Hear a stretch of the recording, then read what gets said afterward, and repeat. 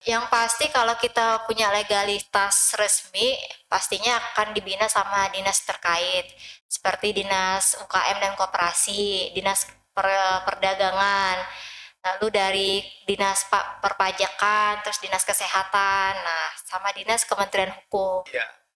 Lagi yang UMKM seperti ini. Jadi kalau misalkan ada resiko ketika mereka melaksanakan aktivitas pekerjaannya, resiko ya, mereka pasti sangat terdampak terkait dengan ekonominya. Oke. Contoh pembiayaannya. Kalau misalkan UMKM itu sedang mengantar produknya ke pelanggan,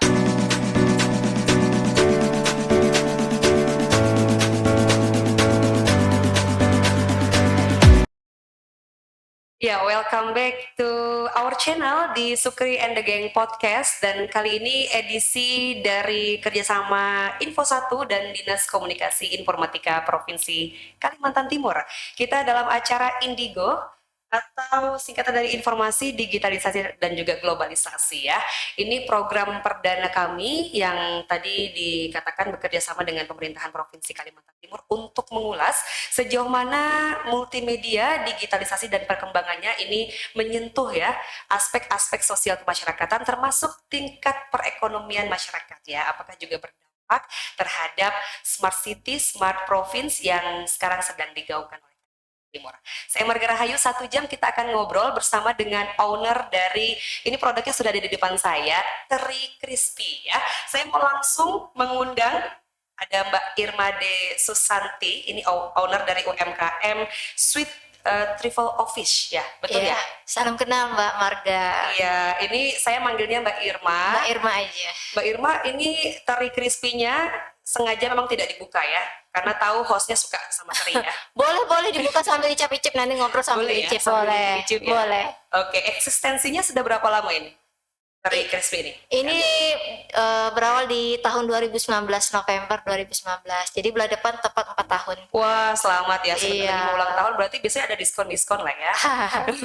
Boleh diskon kalau borong 10 langsung.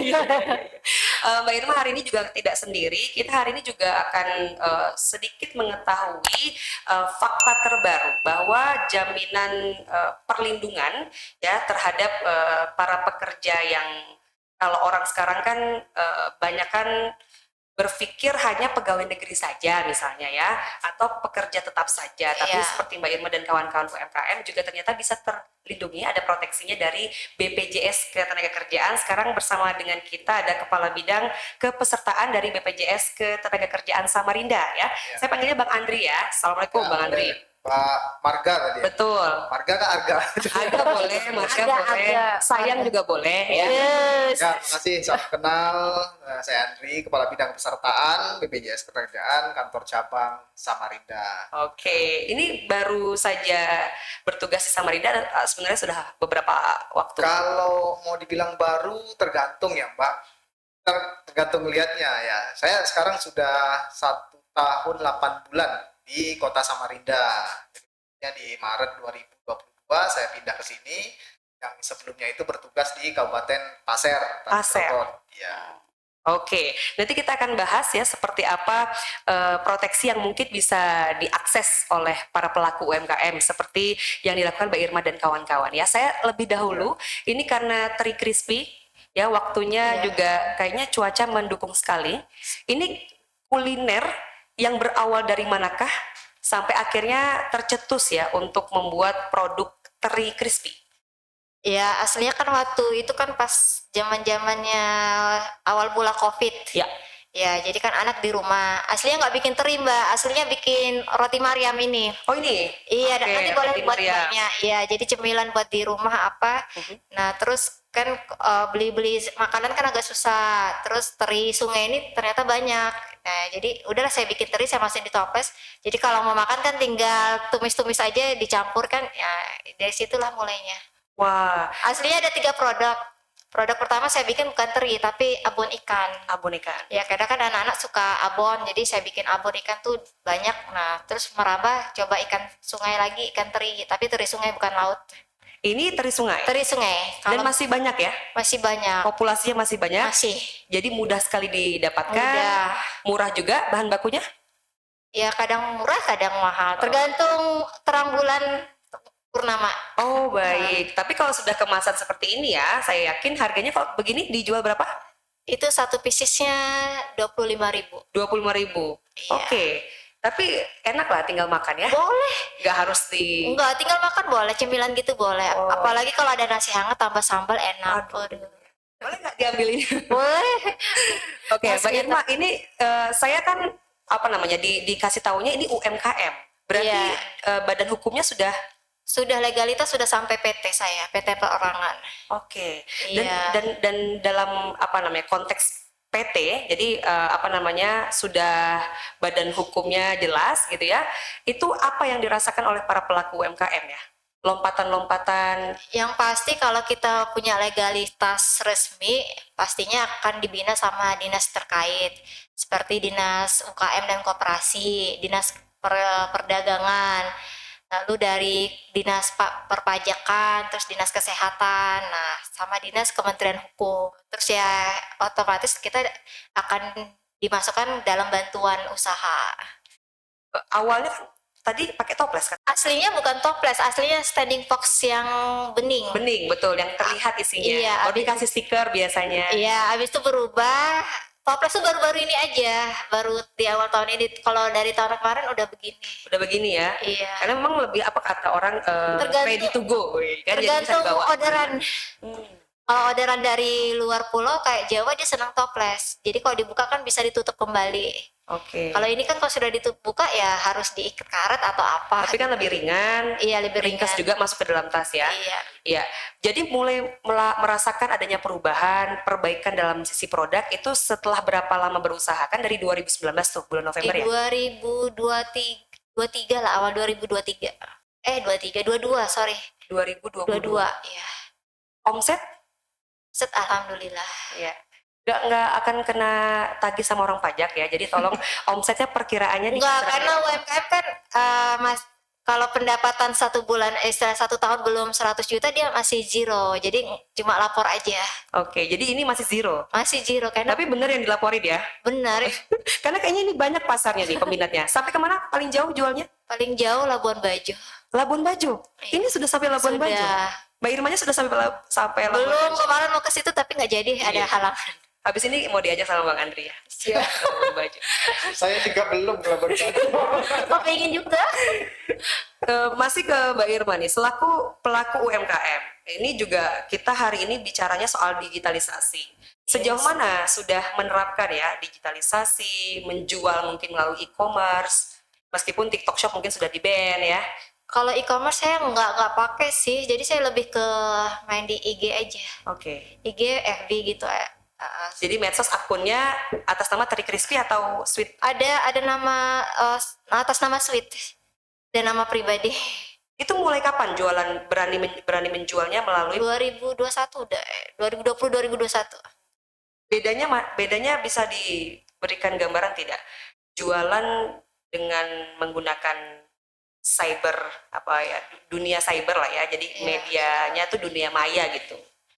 Yang beda kan kalau di sini kan kita konsumennya kan langsung, jadi langsung cash bayaran.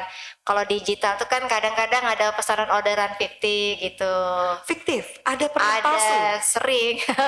Mudah-mudahan yang nontonnya merasa tersindir ya. Jadi kalau misalnya orderan dari luar saya minta dulu DP-nya. Paling nggak DP 80% baru saya kirim. Kalau di e-commerce justru kita lebih terjamin loh. Karena ada pihak ketiga kan. Iya, ada pihak itu, cuma saya lebih nyaman ini aja sih, langsung aja. Jadi kalau antara penjualan konvensional langsung di toko, ada outletnya Saya nggak di toko, jadi langsung aja. di rumah. Dari rumah aja. Oh, di daerah Daerah Sambutan. Sambutan ya. Iya, di Arisco. Jadi kalau mau makan teri crispy, terus apa tadi? Roti Mariam, Roti Mariam. kebab frozen, itu Iya. sama dessert saya Datanglah ke jual. Sambutan ya. Iya, nggak usah datang, nanti tinggal nelpon aja. Oh, ada kurirnya. Ada kurirnya. Wih, mantap ya. Kalau tadi bisa membandingkan antara penjualan konvensional di rumah, pembelinya datang langsung atau pakai kurir, dengan penjualan lewat medsos, media sosial. Kalau enak main di IG sih, Mbak. Saya Pasarnya lebih luas. lebih luas. Tuh, karena kan kalau saya e-commerce agak masih kurang nyaman aja, jadi masih belum klik. Jadi enak mainnya di IG aja, saya lebih sering di IG aja sih. Berarti boleh dibilang Mbak Irma ini pelaku UMKM tapi tunggal ya. Jadi tidak ada sistem kayak bikin bisnis Enggak, perusahaan, adminnya ada sendiri, enggak, saya sendiri aja. packingnya sendiri. Sendiri ya. Sejauh Kalau produksi saya panggil pegawai, pegawai lepas. Hmm. Artinya kalau saat produksi saya panggil 2 orang pekerja harian aja. Selesai pekerjaan, selesai mereka bantu packing apa bersih-bersih, udah saya bayar selesai. Jadi selama 1 bulan itu rata-rata bisa menghabiskan ya berapa Eh, piece? Sebulan tuh saya cuma membatasi 45 kilo ikan aja. 45 kilo ikan. Iya, Itu 45 kilo ikan yang masih mentahnya. masih mentah. Saya pikir yang ringan gini kan pasti 45 kilo lebih banyak lagi ya. 45. Jadi 1 kilo ikan tuh bisa dapat 6 pieces. Produksinya cuma nggak tiap hari produksi, Pak. Jadi Ini istri idaman sih ya. Bisa bisa masak yang enak, anak-anak terjamin mutu makanannya dan menghasilkan pula. seminggu 2 kali produksi aja saya membatasin. Karena aktivitas saya selain ini kan ada juga membina UMKM juga. Oke. Iya. Kita akan bahas lagi nanti setelah ini. Kemudian kenapa bisa jadi kenalan nih dengan BPJS Ketenagakerjaan, merasa harus dapat jaminan seperti apa ya, dan digitalisasi seperti apa sih yang diinginkan oleh pelaku UMKM untuk bisa disupport ini oleh Diskominfo Kalimantan Timur ya. Tetap bersama kami di Indigo, Informasi Digitalisasi dan Globalisasi.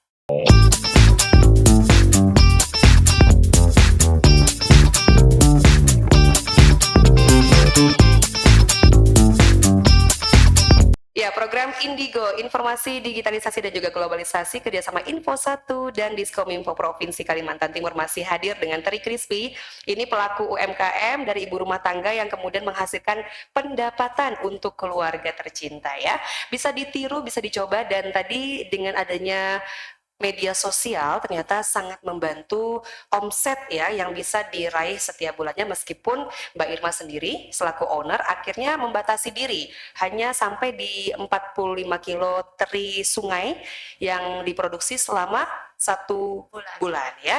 Tetapi omsetnya tadi kalau dibilang masih di bawah 100 juta, tapi di atas 20 juta ada kali ya. Amin gitu Amin. dong. Iya. Ntar bulan depan omsetnya 1 M. Amin ya rabbal alamin. Mana tahu kan ini lagi musim-musimnya berkah ya, malaikat lewat diaminin ya. Amin. Oke, tapi bisa mempekerjakan berapa pekerja lepas tadi Mbak Irma? Baru 2 orang Ya, dan itu 2 orang itu dari tetangga? tetangga aja. Jadi di perumahan tuh sebelahnya ada rumah kampung. Jadi itu kita berdayakan ibu-ibu di situ. Wah, salut sih ya. Ini sudah wira Siapa tahu nanti bisa swasta. punya toko kan dibantu BPJS kan. Iya, iya, iya. Iya, ternyata saya baru tahu ya kunci suksesnya Mbak Irma gitu, suka kode-kode ya. Saya mau ke BPJS Boleh, Ketenagakerjaan dulu silakan. ya. Kalau melihat pekerja non formal lah ya istilahnya ini ya, kategorinya begitu ya. Jadi ada yang kita tahu pegawai baik itu ASN maupun BUMN, BUMD yang tercover oleh perlindungan dari BPJS Ketenagakerjaan. Sementara seperti Mbak Irma dan kawan-kawan lainnya nih, Bang Andri, kita tahu mereka tidak punya perusahaan yang menjamin lah mereka, atau subsidi silang misalnya. Mulai kapan melirik ya kategori ini agar mereka juga ada dapat perlindungan? Baik, makasih. Kalau mulai kapan?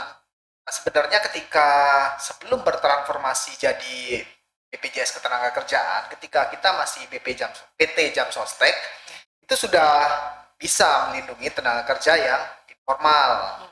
Kalau kita sebut kerja bukan penerima upah, tetapi memang belum secara masif.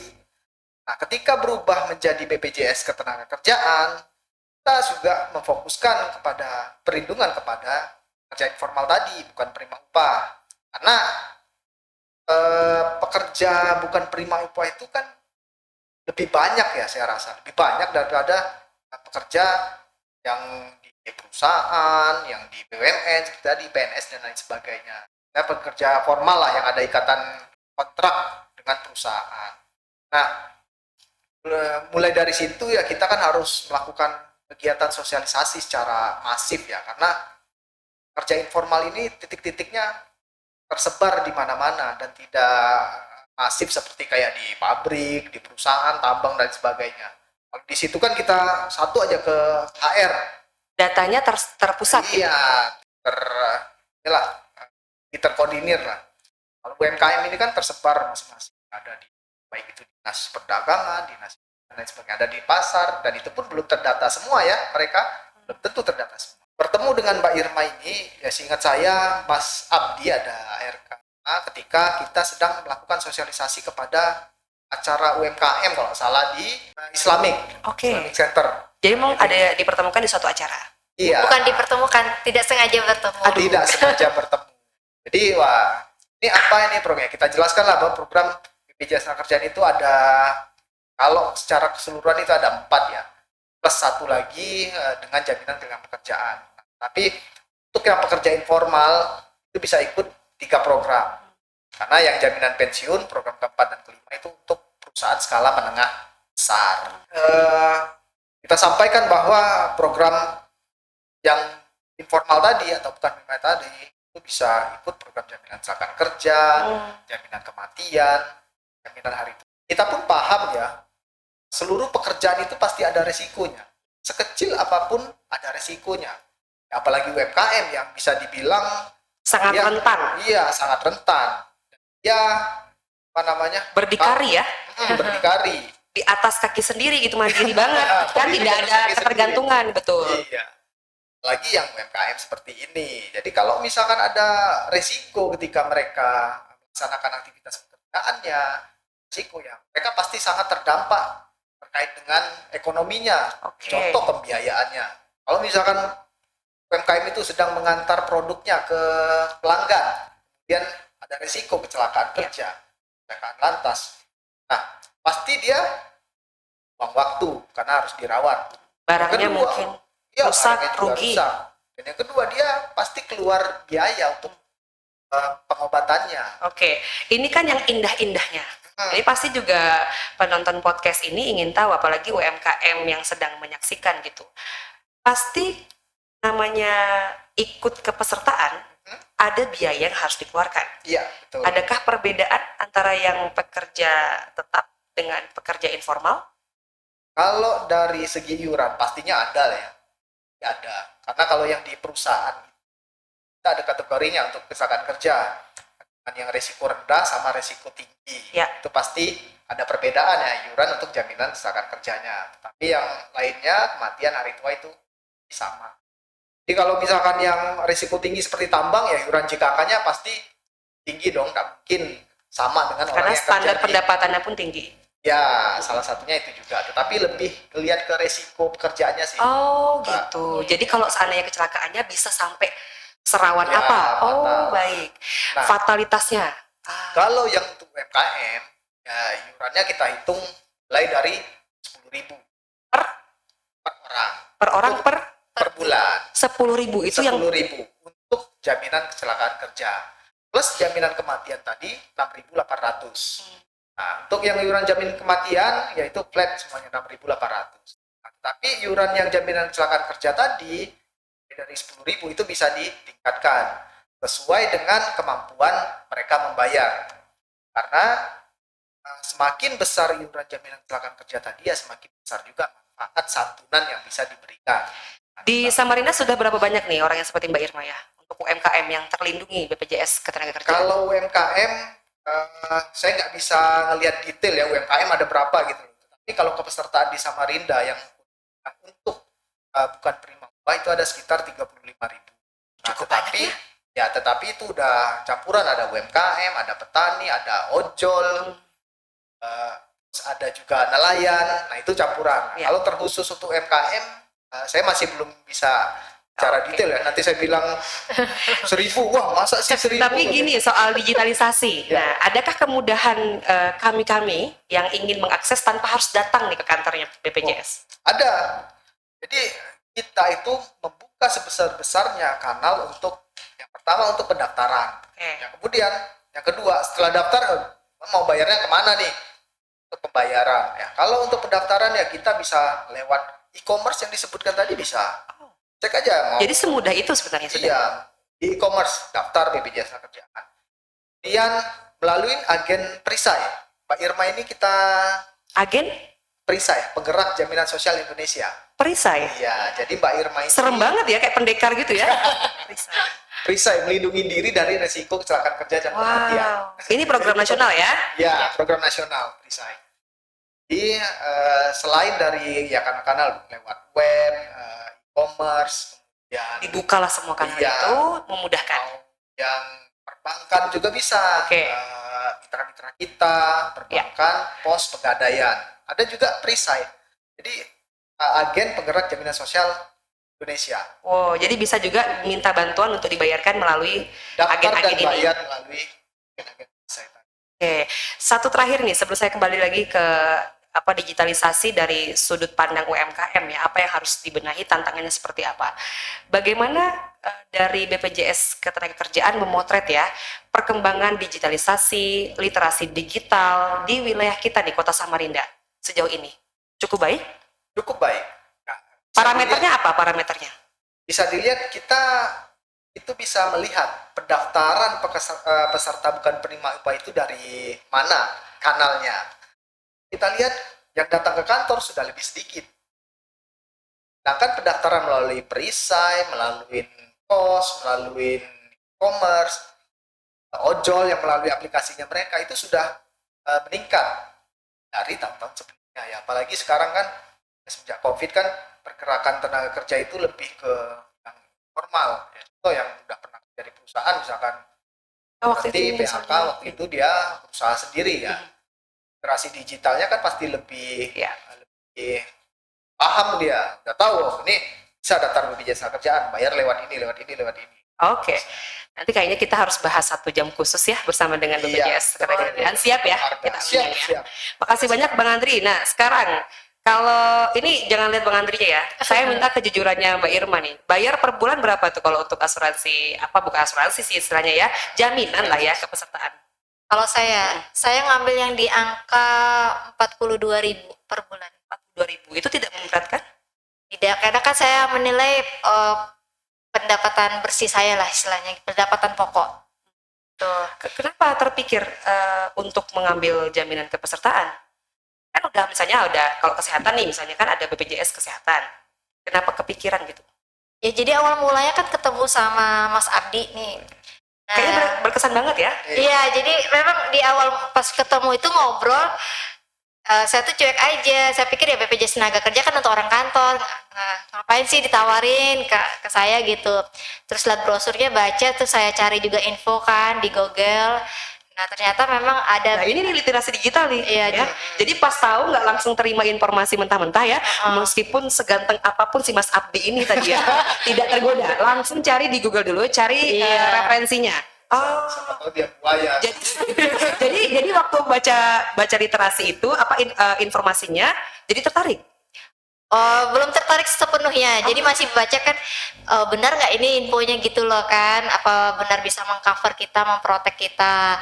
Nah terus Mas Abdi kan WA juga, udah daftar lah. Jadi ya udahlah saya daftar dulu lah nanti sambil belajar. Ternyata pas mau daftar Mas Abdi nawarin sekalian aja jadi perisai katanya gitu. Jadi sambil jalan, sambil belajar, sambil merekrut orang maksudnya untuk mendaftar. Karena kan bidang saya UMKM, saya juga koordinator UMKM di Dinas Perdagangan kan. Nah, jadi bisa inilah teman-teman UMKM bisa kita bantu. Kenapa sih UMKM harus punya perlindungan itu? Kalau dari Ya kadang kan kalau bekerja misalnya kayak saya goreng teri kena minyak panas. jadi wajah yang indah ini Iya. banyak, kan? Kalau sampai wajah enggak sih, mungkin tangannya aja. Karena kan kalau udah goreng kan ke dalam. Jadi itu merasa perlu perlindungan. Iya, terus kita ke pasar kan nggak tahu di jalan kan kesenggol lobang kan, nah terjatuh dari motor, nah atau pada saat ngoven kan kena ini. Karena kemarin ada teman UMKM yang kita daftarkan, baru sehari daftar, besoknya kena kecelakaan kerja, kena parutan pisang. Kelapa, pisang.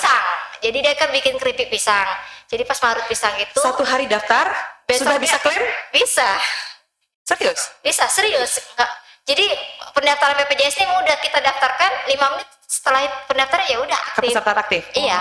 Tinggal tunjukkan aja nomor nik aja sudah ini. Oke ya, ini digitalisasinya jelas ada ya, tetapi Iya. saya belum menyinggung soal tantangan apa yang dihadapi oleh UMKM ya. Kita akan bahas ya setelah ini ya. Terima Boleh. kasih banyak ini untuk segmen ini kita akhiri dulu, tetap bersama kami di Indigo, Informasi Digitalisasi dan Globalisasi.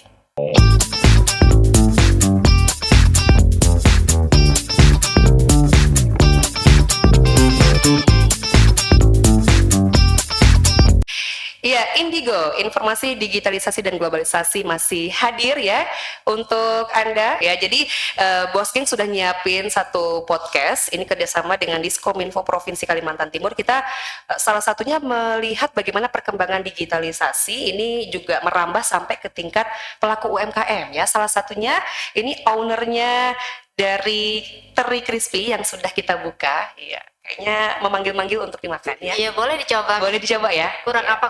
Kayak kurang banyak Enggak, ya. kalau saya kurang banyak, benar kurang banyak ya. Bismillahirrahmanirrahim. Pencitraan ya. Oke, kita coba ya. Pengen nyoba juga. Yang di dalam kayaknya pengen nyoba juga nih. Ini dapat resepnya dari mana? Resepnya coba-coba. Bukan resep turunan turun Bukan temurun. lain. Coba-coba. Karena kan ibu saya memang orang catering. Tapi catering kayak acara-acara dan lebih sering ke masakan Sumatera sama Jawa. Dia coba-coba inilah bumbu-bumbunya. Tapi kalau namanya teri crispy, dia kan pasti ada vakum ya. Jadi harus kedap udara. Proses ini dipelajari dari mana? Saya pakai spinner aja, jadi nggak divakum. Oh, nggak pakai kaos Nggak. diapain? Pengeringan aja. Jadi dia kering kan tanpa minyaknya hilang. Wah, Bebas makanya di minyak. sini make you healthy ya, Yes. bikin sehat ya. Serius ini bikin sehat. Serius? Kenapa nggak make you tini gitu, kayak kurus gitu, nggak? Jangan, saya sudah putih lagi. Tapi kalau pertama kali jualan, memang rasanya sudah seajek ini, sudah seenak ini, atau ada terus penyempurnaan? belum sampai tahap ini karena ada beberapa kali uji coba kan sama ketahanannya saya coba sampai 6 bulan. Setelah 6 bulan baru saya rasain mana resepnya, ya itu yang diambil. Jadi ini memang bener ya, harus tambah nasi ya? Ya, nasi dan sambal ulek kan Nasi dan wis, sambal. mantap. Boleh, Tambah lalap bener, lagi. bener. Boleh diambilin ya. Jadi kita coba tutorial ya. Iya. Apa sebutannya? Kalau sambil nyicip-nyicipin ya? Kalau buka kotak isinya ini kan unboxing ya. Kalau kita Unboxing. mukbang ya. Mukbang. Teri crispy ya. Bicara soal digitalisasi, apa yang kurang dari pemerintahan? Kalau bicara tentang pelaku UMKM dan melek digital ya. Jadi kayak literasi digital di kalangan pelaku UMKM. Iya, maaf dulu ya Kominfo. Dimaafin. Dimaafin. Paling nanti di-cut ya. Sebenarnya program Kominfo sih pada dasarnya udah pada bagus.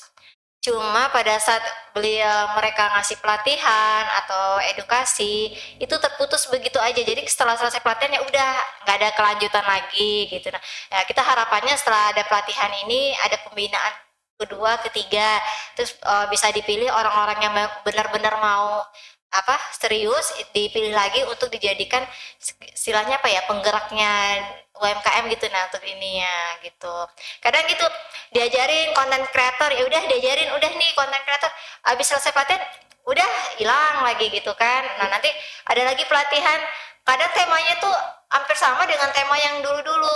Nah, kayak ini kan Kominfo kemarin pelatihan kewirausahaan, saya tuh sempat disuruh dari dinas daftar, ini ada Kominfo, pasialnya temanya lah kewirausahaan. Ini kan sudah 2 tahun yang lalu sudah diikuti gitu. Nah, jadi maksudnya yang tahun kemarin ikut harusnya dipisah kan.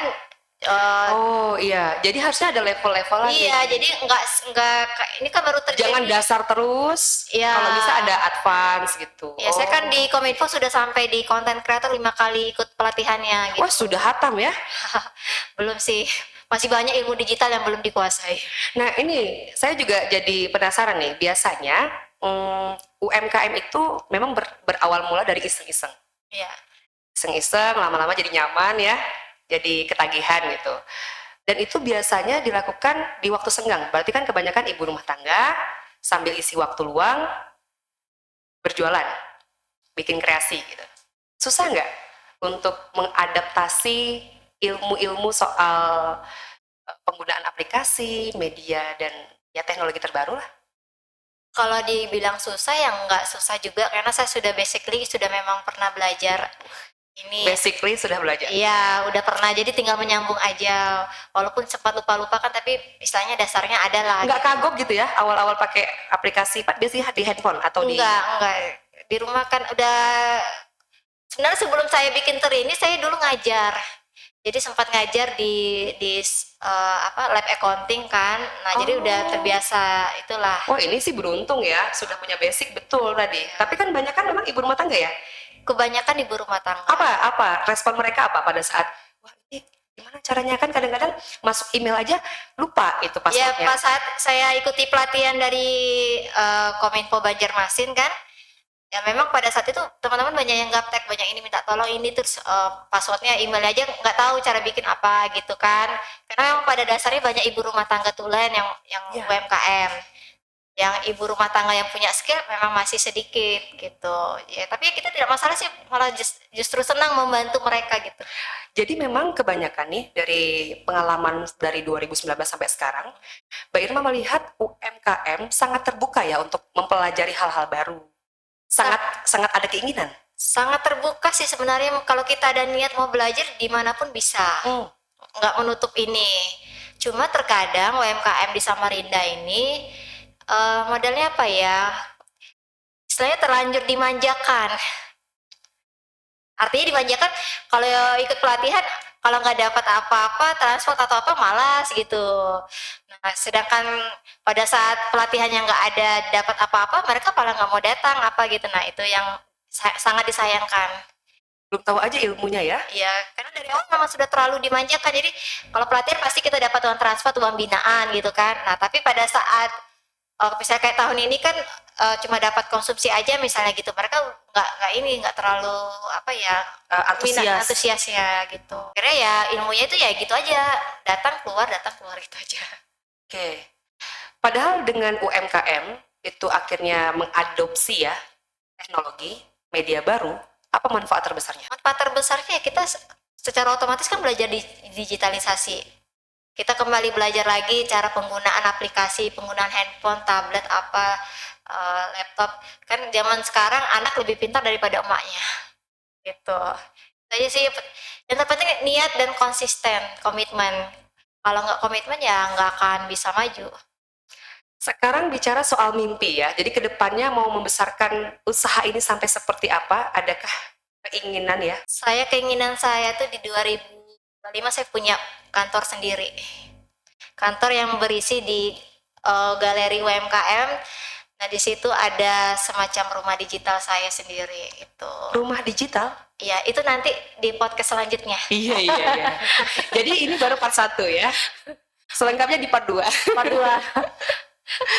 Keren sekali ya. Ada salah satu role model tidak? Influencer atau mungkin artis atau mungkin tadi UMKM yang sudah lebih dulu go digital gitu ya, yang jadi inspirasi seorang Irma D. Susanti. Saya terinspirasi sama Sandiaga Uno. Iya. Mas Menteri. Iya, karena beliau apa ya, smart dari segi idenya. Kalau saya mah gantengnya sih. Ya ganteng lah, nomor sekian lah. Tapi ini benar-benar tidak ada nuansa politis ya? Nggak ada nuansa politisnya. Karena Sandiaga Uno itu memang juga Menparekraf ya? Iya, Menteri Parekraf. Oke. Karena sempat ketemu beliau di tahun 2000, baru-baru menjabat itu kan sempat ke Samarinda. Jadi sempat ketemu, beliau itu bilang kalau mau usaha maju ya konsisten, jangan dirubah-rubah usahanya gitu. Misalnya kita produk A nih, terus produk A nggak laku, ya udah jangan banting ke produk B, tapi gimana ya kamu cari peluang, cari pasar, memperbaiki produkmu, mencari inovasi produkmu, bisa maju lagi di pasar. Kalau kamu terus ganti-ganti produk, yang kapan majunya gitu, kata beliau. Memang kalau seorang pengusaha ya harus tahan banting dikepoin orang, dipitnah orang, tahan banting jatuh, rugi. Memang pernah seorang Irma dipitnah orang? Sering banget. Namanya di lingkungan UMKM kan, kalau lihat UMKM yang sedikit maju, udah ini ada angin-angin gimana gitu. Tapi kan seorangnya cuek, biar aja lah angin berlalu kan. Wah, keren sekali. Iya. Basic ilmunya apa, mohon izin? Saya ekonomi. Oh, baik. Jadi memang bisa bicara fluently itu lancar banget soal ekonomi, karena secara teoritis ada dan prakteknya ada gitu ya. Saya baru mempraktekkan ilmu saya itu 2019. Cepat akselerasinya. Enggak, saya lulus kuliah 2001 Mbak. 2006 baru teraplikasi ilmunya di 2019. Tapi langsung jadi barang. Karena saya dulu kerjanya nggak jadi ahli ekonomi, dulu di perkantoran. Oke. Iya. Jadi sekarang kalau bisa menyampaikan ya, ini anggaplah saya Kepala Dinas Kominfo Kalimantan Timur. UMKM meminta apa dalam bentuk program bantuan terhadap Diskominfo agar semakin kita ini ya go global lah, naik kelas lah UMKM-nya. Ya kalau harapan saya sih Kominfo lebih kalau apa ya ada pelatihan khusus untuk yang di level-level yang agak berat lah ya, yang harus dipisahkan antara UMKM pemula, UMKM menengah sama UMKM yang sudah skalanya di atas, itu harus dibedakan ilmunya, dan pembinaannya itu bukan hanya sekedar saat pelatihan aja, tapi setelah pelatihan bisa disaring lagi UMKM mana yang punya minat bakatnya, lebih disaring diajarin ilmu khusus lagi. Nah kalau bisa ya ada bantuan juga lah, karena UMKM itu sebenarnya mengharapkan bantuan di kemasan packaging. Tapi itu bukan Diskominfo sih ya sebenarnya. Ya siapa tahu Diskominfo menyediakan alat printer kan. alat cetaknya Biasanya desain. Iya, desain ya, betul. Ini saya pesan di Jawa nih, Mbak. Ini di sini di Jawa. Di sini nggak ada mesinnya, Mbak. Jadi kami semua pesannya di Jawa semua.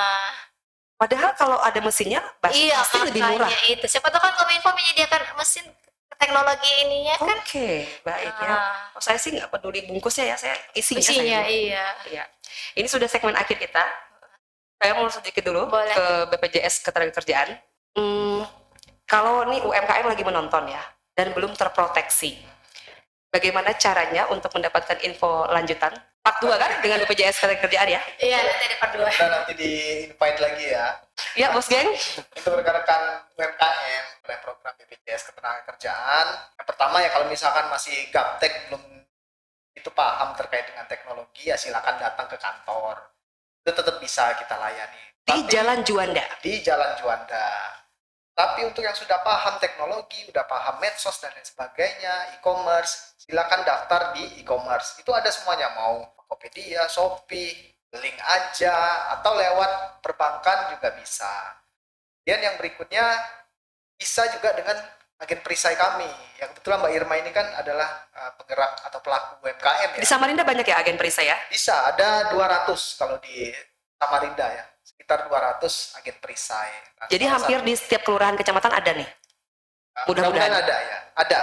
Salah satunya Mbak Irma ini, dia di kecamatan Sambutan tadi. Sambutan. Selalu memberi sambutan. Aduh, cakep. Jadi ya silakan proteksi diri. Memang kita tidak tahu resiko yang akan terjadi ke depannya. Ya. Seperti yang disampaikan oleh Mbak Irma tadi, ada yang baru 1 hari daftar 1 hari kena resiko, kena parutan. Kalau misalkan untuk cuma parutan aja ya. Kalau misalkan kecelakaan lalu lintas dan sampai akibatnya fatal, ya dirawat di rumah sakit sampai puluhan juta biayanya, itu kan bakalan merugikan. Tapi kalau ada BPJS Ketenagakerjaannya, resiko itu sudah diserahkan kepada kita. Oke. Dan kita tanggung tanpa batas maksimal biaya pengobatannya. Jadi sebenarnya kita menginvestasikan sesuatu yang bukan spekulatif ya, tetapi jaga-jaga. Jaga-jaga, proteksi diri. Oke. Enggak, selain resiko kecelakaan kerja, ajal kita nggak ada yang tahu ya. Jadi Jangan ngeliat ke saya boleh nggak? lihat ke kamera. Iya, nanti kamera. Nah, jadi Iya, ya betul. seperti yang disampaikan Mbak Irma tadi, ketika Rezeki ya kan, maut nggak ada yang tahu, betul. Jadi ketika sudah terdaftar, pelindungnya itu langsung aktif. Jadi mau 1 menit kemudian maaf Iya. meninggal dunia, itu bisa kita berikan santunan kepada. Tetapi jangan sengaja ya daftar bunuh diri. coba. Baru daftar udah bunuh diri langsung. Tapi sengaja kita biarkan ya. Iya. Makasih banyak ya Siap. Bang Andri ya. Ya. Jadi Mas Abdi ya. Jadi Oke, kerja makasih cerdas bebas cemas. Aduh, Ya. oh gitu. Perisai banget ya. Nah, sekarang gilirannya nih. Gimana caranya supaya yang sekarang sedang ngiler nonton ini ya, teri crispy-nya dapatnya gimana, belinya gimana, rentang harganya, boleh sambil jualan di sini ya, tidak akan dikenai Just. biaya promosi. Ini produk Teri Crispy, jika kalian mau peroleh bisa kontak di FB saya Irmade Susanti, FB Sweet Triple Office, atau di IG saya Irmade_Susanti, atau IG Teri Crispy-nya di Sweet Triple Office. Ya. Oke. Atau kalau bingung langsung aja datang ke Dinas UKM dan Koperasi, tanya aja produknya Irma mana, tahu aja. Nanti orang dinas langsung hubungi. Iya, agak sombong sedikit ya. Iya. Produknya Irma mana gitu, tahu Iya. langsung ya. Karena saya sudah mondar-mandir di dinas, jadi mungkin bosan kali ya di dinas. Oke, tapi jelas kita nggak bosan ya menghadirkan sosok-sosok inspiratif seperti ini. Mudah-mudahan menginspirasi, menulari kepada UMKM yang sekarang sedang jatuh bangun nih, ya Iya. membangun usahanya. Jangan sampai kita menyerah, karena pasti setiap saat ada jalan kalau kita mau usaha ya. Iya, jadi kalau namanya usaha ya pastilah ada batu kerikil, ada ini kayu balok apa segala semacam. Kalau mulus-mulus ya di rumah aja lah tidur. Jadi memang jatuh bangun tuh memang itu menempa apa ya mental kita untuk kuat. Karena nggak mungkin kita maju tanpa ada omong-omongan yang tidak bagus. Pasti ada, setiap orang pasti ada. Ntar dibilang produknya begini, kurang ini, kurang itu, ya itu jadikan omongan orang tuh jadikan inspirasi aja kita buat oh berarti mereka sayang loh di kita, mereka perhatian kita sampai kepoin kita segitunya gitu. Ada yang ngeliat status secara sembunyi-sembunyi ya nggak apa-apa, ada FB-nya cuma hike aja nggak apa-apa, nggak masalah. Tapi pada saat kita tampil, pada saat kita apa ya, maksudnya kita tampilkan prestasi. Jadi orang mau ngomong apa terserah, buktikan aja dengan prestasi. Wih, tepuk tangan dong untuk Mbak Irma dong. Makasih banyak ya inspirasinya ya. Oh ini kan masih baru Indigo tadi nih, informasi, digitalisasi dan globalisasi ya.